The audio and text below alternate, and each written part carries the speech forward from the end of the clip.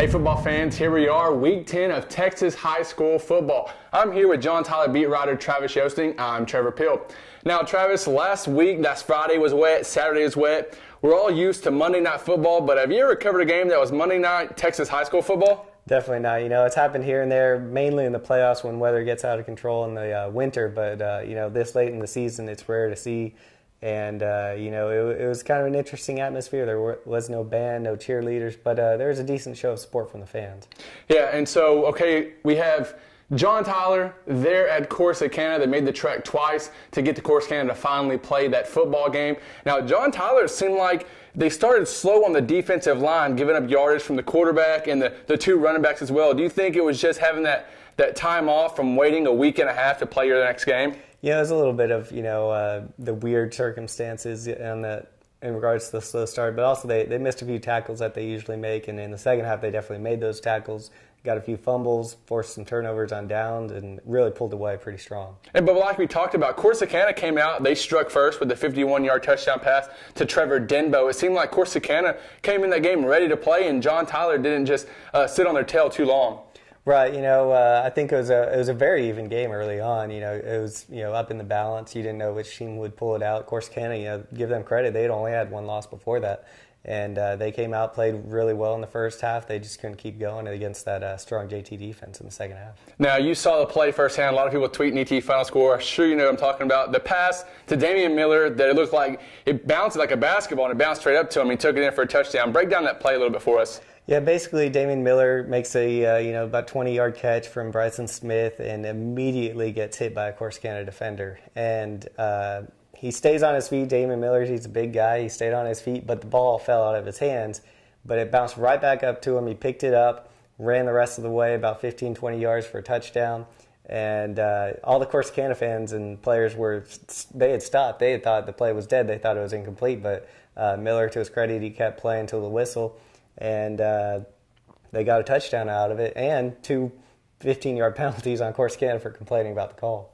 Now, something I wanted to ask you about. I believe in Texas high school football, if you backpedal into the end zone, it's a personal foul for unsportsmanlike conduct. I don't think anybody really noticed Damian Miller doing that because I think they were all in shock also that he picked the ball up, and nobody kind of really knew what was going on in that situation. Plus, you could argue he was probably looking for a ref trying to figure out if what he had done was legal. I think just everyone, the play was so odd, it happened so quickly that no one really knew how to react. Well, there you have it. John Tyler stays undefeated, defeating Corsicana by 16 points.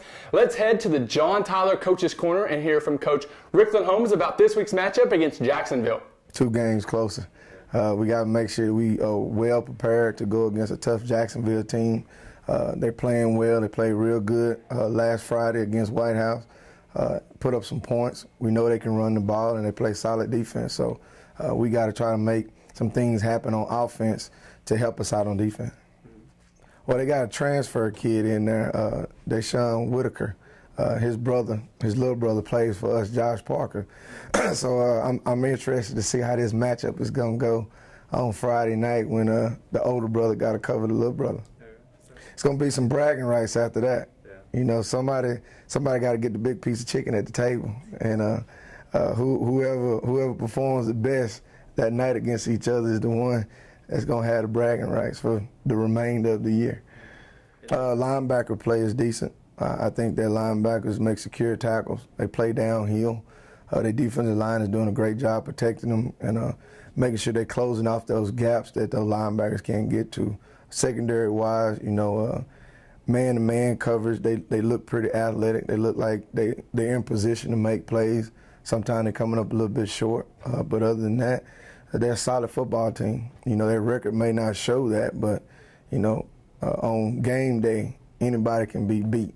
On a piece of paper, we look like we should win this game easily. Well, on a piece of paper, we look like we're supposed to win a whole bunch of games easily that we have won, like Lindale or Corsicana, on a piece of paper because of the athletes that we have here. It has nothing to do with the football team overall because we understand that football games got to be played. And football players make football plays, and they win football games. And so far, my players have been playing like football players. Tell everybody enjoy coming to senior day game.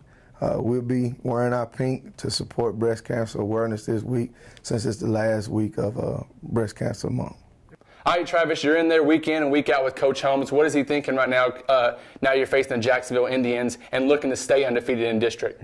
Well, you look at this week, it's a little bit of a weird week in terms of schedule, but they're going to try to keep things as normal as they can. Even though they played Monday night, they're going to try to keep, Tuesday like a Monday and so forth. And so that, when it gets to Saturday, it'll be just like playing on a Friday night.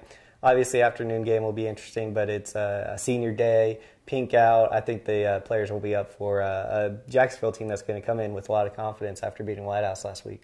Now, of course, they did beat White House. They come in here, and a lot of people you see on social media are saying that there's no push, no worries for John Tyler. But, after playing Corsicana, they came ready to battle. You think this Jacksonville team's going to come in with that same type of fight? Definitely. I don't think anyone in this district is just going to lay over, especially when they're playing John Tyler. They're kind of the big guys in the district. With this being a Saturday game, being different circumstances, I think Jacksonville's going to be a little amped up for it, and I think they're going to definitely put up a fight. Now, getting back in the swing of things, you think that defensive line is kind of tuned up now after getting some football in them after a week and a half, ready to come out and make the plays they kind of missed against Corsicana? Definitely, that's going to be key, slowing Jacksonville's running game, making sure their quarterback and running back can't get loose. And the way they've been playing the last few weeks, outside of maybe a couple plays here and there, that has been pretty stellar. So who would you want to see kind of tune up themselves? Because we want to say playoffs, they're going to make it to the playoffs. Who would you want to see some good production from to kind of geared up and get ready for the playoffs? It'll be interesting to see, pending weather, how their passing game performed. It was windy in Corsicana. They didn't complete a whole lot of passes, but they were able to move the ball on the ground. The question will be, especially with the playoffs coming, weather gets worse and worse. Can they keep passing the ball as well as they had been in the weeks previous? Well, there you have it again. John Tyler facing Jacksonville this Saturday at 1:30 at Trinity Mother Frances Rose Stadium. It is senior night as well, or senior day. Wear your pink shirt. Again, Travis Yosting, you can follow him on Twitter at TYosting, ETFS. Have all the live updates. I'm Trevor Peele. We'll see you next week.